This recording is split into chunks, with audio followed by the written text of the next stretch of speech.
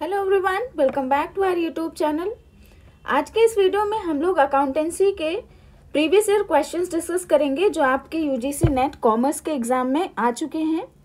तो चलिए video start करते हैं। हमारा फर्स्ट क्वेश्चन है मैच लिस्ट 1 विद लिस्ट 2। ये हमें लिस्ट दी गई है, इनमें हमें मैच करना है। एएस दिए गए, इंड एएस, और वो इंड एएस किसको बिलोंग करते हैं, उसमें किस चीज़ का कंप्यूटेशन होता है ये बताना है। इंड एएस 16 है आपका property plant and equipment.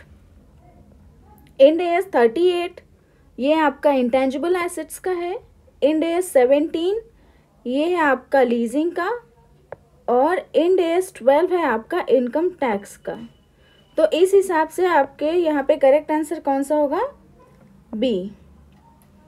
Next question है redeemable preference share of ₹2 lakh are to be redeemed at par for which fresh equity share of ₹80,000 are issued at discount of 10%। What amount should be transfer to capital redemption reserve account.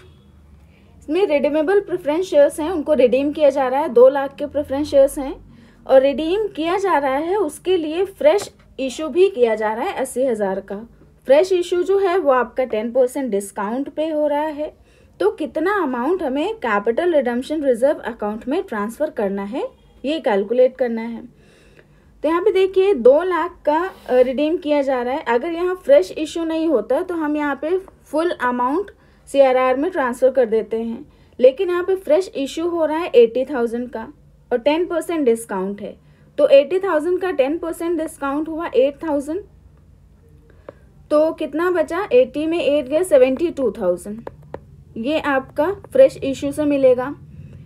और 2 लाख के आपके preference shares हैं, उसमें हमें 72,000 मिल जाएगा।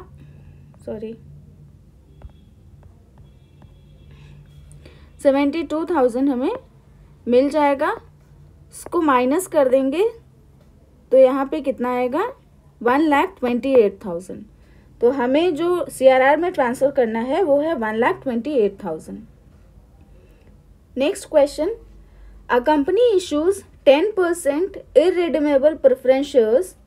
The face value per share is ₹100, but the issue price is 95. What is the cost of preference shares?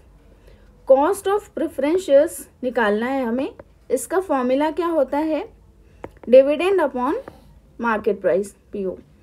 तो यहाँ पे डिविडेंड कितना है? 10% इररिडीमेबल प्रेफरेंस शेयर्स हैं और ₹100 फेस वैल्यू है, तो 10% हुआ ₹10 और प्राइस है आपका 95।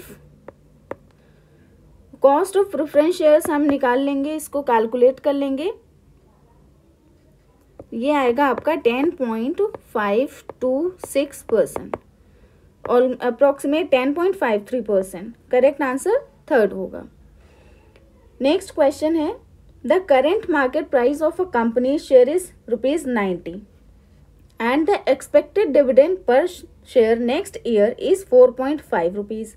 If the dividend is expected to grow at a constant rate of 8%, the share holders required rate of return will B.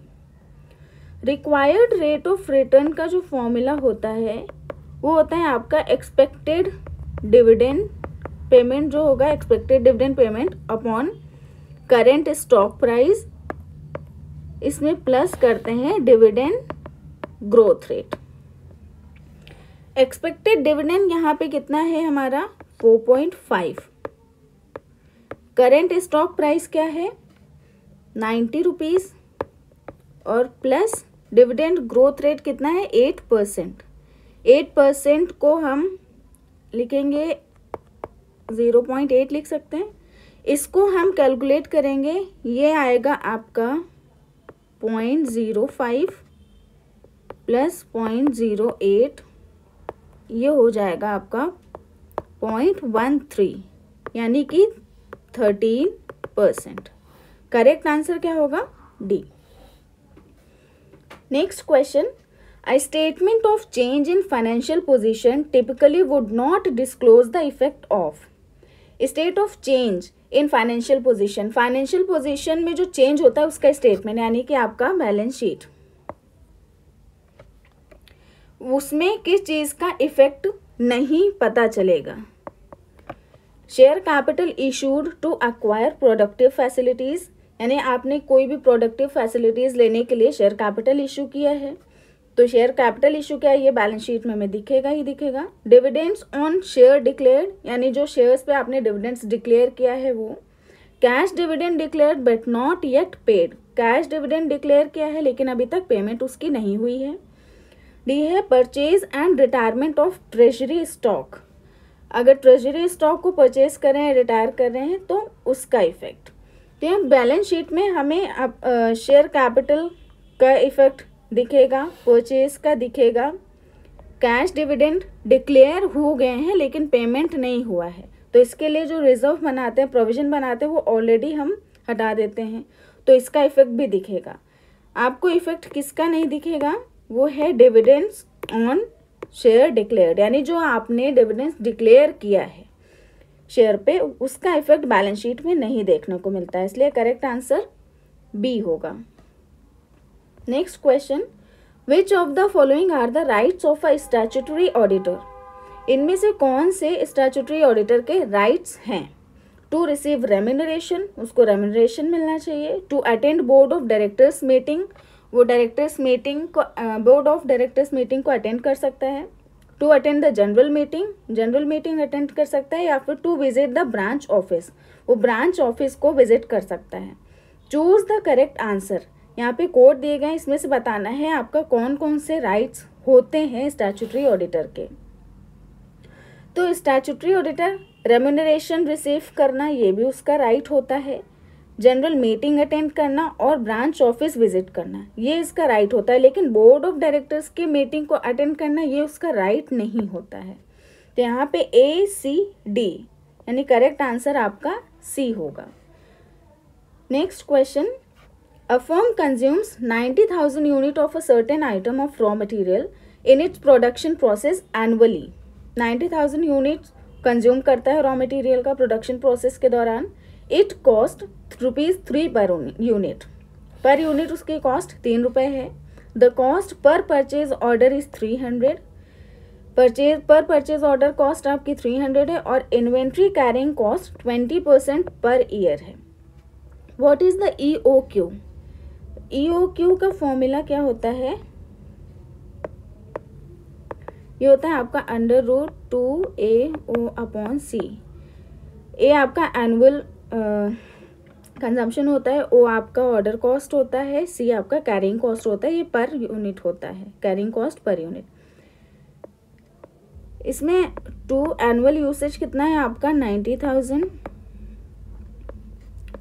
Order cost कितना है आपका 300, कैरिंग कॉस्ट यहाँ पे देखिए 20% पर यूनिट पर ईयर है और 3 रुपीज़ पर यूनिट है, तो 3 रुपीज़ का 20% कितना होगा,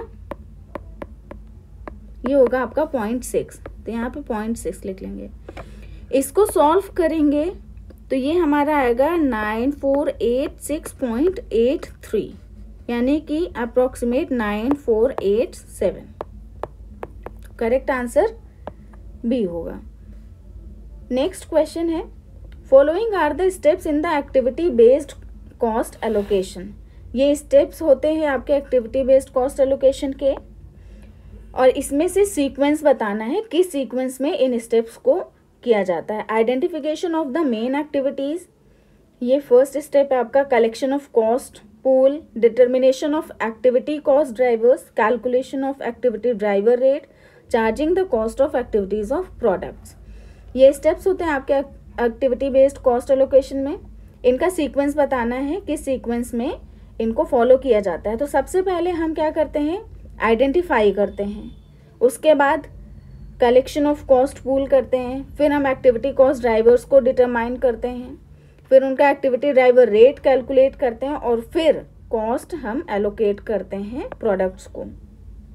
तो ये जो इनका सीक्वेंस होगा ये उसी सीक्वेंस में दिए गए हैं ABCDE, ये आपका करेक्ट आंसर होगा C। Next question, Product A required 10 kg of material at the rate of 5 rupees per kg. The actual consumption of material for the manufacturing of product A comes to 12 kg of material at the rate of 6 per kg. Direct material cost variance is, यानी कि आपको product चाहिए था 10 kilo, उसका rate था 5 rupees पर KG, लेकिन actual जो कंजम्पशन हुआ वो आपका 12 किलो मटेरियल और 6 रुपये पर केजी के हिसाब से हुआ। आपका डायरेक्ट मटेरियल कॉस्ट वेरिएंस निकालना है। इसका फॉर्मूला होता है आपका standard rate into standard quantity minus actual rate into actual quantity. Standard rate है आपका 10 kg, स्टैंडर्ड रेट है आपका 5 रुपीज़ पर केजी, स्टैंडर्ड क्वांटिटी है 10 रुपीज़, एक्चुअल रेट है 6 रुपीज़ और एक्चुअल क्वांटिटी है 12 किलो। ये हो जाएगा 50 माइनस 72, यानी कि आया आपका -22, यानी कि ये अनफेवरेबल। तो 22 अनफेवरेबल, करेक्ट आंसर बी होगा। Next question, which of the following types of goodwill is considered to be the best? सबसे अच्छी गुडविल कौन सी मानी जाती है? Dog goodwill, cat goodwill, rat goodwill और काउ गुडविल। तो जो सबसे अच्छी गुडविल है वो कैट गुडविल मानी जाती है कि ओनर चाहे चला भी जाए फिर भी बिजनेस की गुडविल वैसी की वैसी रहती है। कंज्यूमर्स जो हैं वो उसी बिजनेस एंटिटी में, उसी एंटरप्राइज के लिए लॉयल रहते हैं। तो सबसे अच्छी आपकी कैट गुडविल होती है। Next question, x limited forfeited 40 share of ₹10 each on which ₹4 per share were paid. If the forfeited shares are reissued as ₹8 per share paid up, what is the minimum price the company must charge? 40 share थे, 10 रुपए का एक share था, उनको forfeit किया गया जिसपे हमें 4 रुपए मिल चुके थे, और वो जो फॉरफिटेड शेयर्स हैं वो 8 रुपए में फिर से री इशू किए गए, 8 रुपए फुल्ली पेड अप में। तो उसका मिनिमम प्राइस क्या होगा जो कंपनी को चार्ज करना चाहिए? मिनिमम प्राइस क्या होगा, या फिर इसका उल्टा कह सकते हैं कि कितना वो डिस्काउंट दे सकती है। तो जितना हमें प्रीवियस इशू पे मिला हो, जितना फॉरफिटेड शेयर पे पेमेंट मिल चुका है, यानी 4 रुपये मिल चुका है, उतना हम मैक्सिमम डिस्काउंट दे सकते हैं। और यहाँ पे 8 रुपये आपका री इशू कर रहा है, तो 8 - 4 आपका 4 रुपीज़ जो है वो मिनिमम प्राइस कंपनी को चार्ज करना चाहिए। तो 4 rupees per share, correct answer B होगा। Next question, A and B are partners in firm sharing profits in the ratio of 3:2.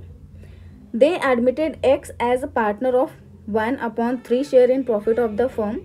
The new profit sharing ratio of A, B and X is. A, B partners थे 3:2 ratio में, C आया है 1/3 share के लिए। तो remaining कितना बचा? Remaining हुआ 2/3। तो A का आपका, A का क्या है शेयर? A का है आपका 3/5 इंटू 2/3, ये हो जाएगा आपका 6/15। B का है आपका शेयर 2/5, रिमेनिंग 2/3, तो ये हो जाएगा 4/15। इनके डिनोमिनेटर 15 है, हम इसको भी 15 में कन्वर्ट कर लेंगे। इसके लिए क्या करना पड़ेगा? न्यूमरेटर और डिनोमिनेटर दोनों को सेम नंबर से मल्टीप्लाई। ये आ गया आपका 5/15। तो A, B और X का रेशियो क्या हुआ? A का आया आपका 6/15, 6:4:5, ये हो गया new ratio 6:4:5। Next question, which of the following statement is not true? Which one, यहाँ पे 1 होगा। Which one of the following statement is not true? इसमें से कौन सा स्टेटमेंट सही नहीं है, यानी कि कौन सा स्टेटमेंट आपका गलत है? Depreciation is the source of fund, depreciation source of fund होता है। Major source of working capital in the long run is the profit from operation. अगर हमें लॉन्ग रन में वर्किंग कैपिटल चाहिए तो उसका मेजर सोर्स होता है आपका प्रॉफिट फ्रॉम ऑपरेशन। जो ऑपरेशनल प्रॉफिट होता है उसी से हम वर्किंग कैपिटल के रिक्वायरमेंट को फुलफिल करते हैं। नेक्स्ट है any transaction that increase working capital is a source of fund. कोई भी ट्रांजेक्शन जिससे वर्किंग कैपिटल इंक्रीज हो रही है वो आपका सोर्स ऑफ फंड होगा। डी है profits earn from non operating activity is added to net profit while calculating profit from operations. आपने जो नॉन ऑपरेटिंग एक्टिविटी से प्रॉफिट अर्न किया है उसको हम नेट प्रॉफिट में ऐड करते हैं अगर हम प्रॉफिट फ्रॉम ऑपरेशंस कैलकुलेट कर रहे हैं। तो यहाँ पे देखिए ये दोनों स्टेटमेंट्स सही हैं, यहाँ पे दो स्टेटमेंट्स गलत हो रहे हैं। एक तो डेप्रिसिएशन आपका सोर्स ऑफ फंड नहीं होता है, ये स्टेटमेंट गलत है। और यहाँ पे जो कह रहे हैं profits earn from non operating activity, अब जैसे हम लोग नेट प्रॉफिट कैलकुलेट करते हैं तो उसमें जितना भी हमारा इनकम होता है वो एडेड रहता है, जो भी आपका नॉन ऑपरेटिंग प्रॉफिट होगा वो भी ऐड होगा। अगर हमें प्रॉफिट फ्रॉम ऑपरेशंस निकालना है तो उसमें नॉन ऑपरेटिंग प्रॉफिट को हम माइनस करेंगे। यहाँ पे एडेड नहीं, यहाँ पे क्या होना चाहिए, सब्सट्रैक्टेड। ठीक, तो ये दोनों ही स्टेटमेंट गलत हैं। फिलहाल यहाँ पे आपका करेक्ट आंसर ए माना गया था, लेकिन यहाँ पे आपका ए और डी दोनों ही स्टेटमेंट सही नहीं है। नेक्स्ट क्वेश्चन, असर्शन और रीजन दिया गया है, दो स्टेटमेंट्स हैं। असर्शन ए है आपका a low debt equity ratio is generally recommended for a newly started business. यानी अगर कोई नया बिजनेस स्टार्ट कर रहा है तो उसके लिए ये रिकमेंड किया जाता है कि उसका डेट इक्विटी रेशियो वो लो होना चाहिए, कि वो अपने डेट इक्विटी रेशियो को लो रखे। रीज़न क्या दे रहे हैं, during the initial years of the business debt servicing will prove to be less burdensome. कि शुरुआत के टाइम में, शुरुआत के सालों में बिजनेस के जो डेट सर्विसिंग होता है वो कम बर्डनसम होता है, यानी उसमें ज़्यादा टेंशन नहीं रहती, ज़्यादा बर्डन नहीं होता है। तो इसमें से असर्शन और रीज़न में बताना है कौन सा सही है कौन सा गलत है, या फिर रीज़न सही है, जो भी है। पहले स्टेटमेंट क्या है, both A and R correct and R is the correct explanation of A. दोनों स्टेटमेंट सही है और जो रीज़न है वो करेक्ट एक्सप्लेन कर रहा है असर्शन को। सेकेंड है आपका दोनों ही सही है, लेकिन आर जो है वो करेक्ट एक्सप्लेनेशन नहीं है। सी है आपका ए सही है लेकिन आर गलत है। डी है ए गलत है और आर सही है। तो यहाँ पे आपका करेक्ट आंसर ये है, ए आपका गलत है। क्यों, लो डेट इक्विटी रेशियो जनरली नहीं प्रेफर किया जाता है न्यूली स्टार्टेड बिजनेस में। लेकिन आपका जो रीज़न है वो आपका सही है कि स्टार्टिंग के टाइम में, स्टार्टिंग जो होती है बिजनेस के, उसमें आपका जो डेट सर्विसिंग होता है वो कम बर्डनसम होता है। करेक्ट आंसर आपका डी होगा। Next question, which one of the following statements is not true. इसमें से कौन सा स्टेटमेंट सही नहीं है। Conversion of debentures into preference share will decrease date equity ratio. अगर हम डिबेंचर्स को प्रेफरेंस शेयर में कन्वर्ट कर रहे हैं तो डेट इक्विटी रेशियो कम हो जाएगा। बी है long term liability due for payment within a year should be treated as current liability. यानी कोई लॉन्ग टर्म लायबिलिटी थी लेकिन अब उसको एक साल के अंदर with in a year payment करना है, ड्यू हो चुका है, तो उसको हम करेंट लायबिलिटी ट्रीट करना चाहिए उसको। सी है आपका higher operating ratio indicate higher profit. Higher operating ratio का मतलब होता है आपके पास बहुत अच्छा प्रॉफिट है, हायर प्रॉफिट्स हैं। हायर ऑपरेटिंग रेशियो आपका हायर प्रॉफिट्स को इंडिकेट करता है। डी है cost of sale is better numerator than sale while calculating stock turnover. जब हम स्टॉक टर्नओवर कैलकुलेट करते हैं उसमें न्यूमरेटर में अगर हम सेल के बजाय कॉस्ट ऑफ सेल लें तो वो ज़्यादा बेटर होता है। तो यहाँ पे आपका देखिए पहला स्टेटमेंट है, अगर हम डिबेंचर्स को प्रेफरेंस शेयर में कन्वर्ट कर रहे हैं तो डेट इक्विटी रेशियो कम होगा, ये आपका सही है। डिबेंचर्स कम हो जाएगा तो आपका डेट इक्विटी रेशियो कम होगा। सेकेंड है आपका लॉन्ग टर्म लायबिलिटी, अगर आपकी एक साल के अंदर पे करने के लिए ड्यू हो गई है तो हम उसको करेंट लायबिलिटी ट्रीट करते हैं, ये भी सही है। डी आपका जो है cost of sale better numerator होता है rather than sales while calculating stock turnover, ये भी आपका सही है। सी आपका स्टेटमेंट जो है वो गलत है। Higher operating ratio indicate higher profits, ये स्टेटमेंट गलत है। अगर आप ये स्टेटमेंट यहाँ पे अगर ये होता है हायर ऑपरेटिंग प्रॉफिट रेशियो तो ये सही होता है, लेकिन ऑपरेटिंग रेशियो जो होता है वो एक्सपेंसेस का होता है, वो प्रॉफिट्स को इंडिकेट नहीं करता है, इसलिए करेक्ट आंसर आपका सी होगा। Next question, a company proposes to introduce a new product in the market. एक कंपनी है, एक कोई नया प्रोडक्ट मार्केट में लाने वाली है। The company wants to maintain PV ratio at 25%। Company है वो अपना पीवी रेशियो 25% मेंटेन करना चाहती है। If variable cost of the product is 300, अगर प्रोडक्ट की वेरिएबल कॉस्ट 300 है तो सेलिंग प्राइस क्या होगा। अब देखिए यहाँ पे हम लोगों ने एक वो पढ़ा है, आप लोगों ने पीवी रेशियो जो होता है वो क्या होता है 100% माइनस वेरिएबल कॉस्ट रेशियो। तो अगर आपका पीवी रेशियो 25% है तो वेरिएबल कॉस्ट रेशियो क्या होगा 75%, और वेरिएबल कॉस्ट हमें गिवन है 300। अगर 300 आपका 75% है, अगर हम इसका 100% निकाल लें तो क्या आ जाएगा आपका सेलिंग प्राइस, तो ये आपका आ जाएगा ₹400। तो करेक्ट आंसर क्या होगा डी।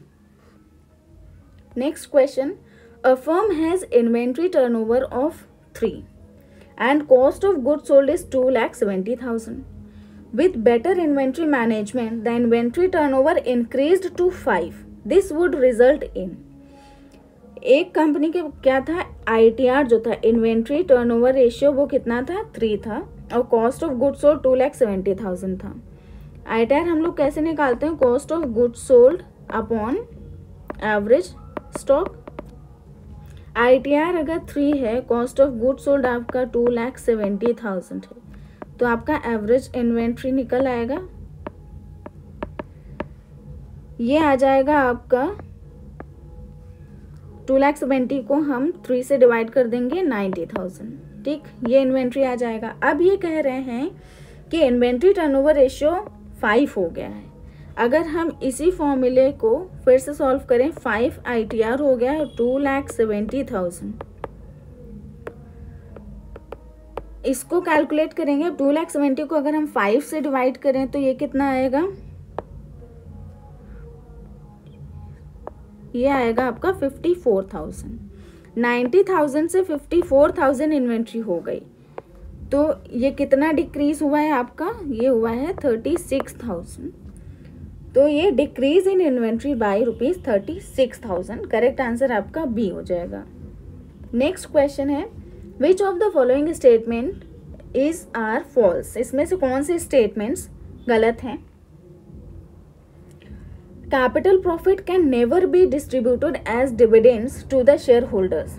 कैपिटल प्रॉफिट को हम कभी भी, कैन नेवर बी, कभी भी एज डिविडेंड्स डिस्ट्रीब्यूट नहीं कर सकते।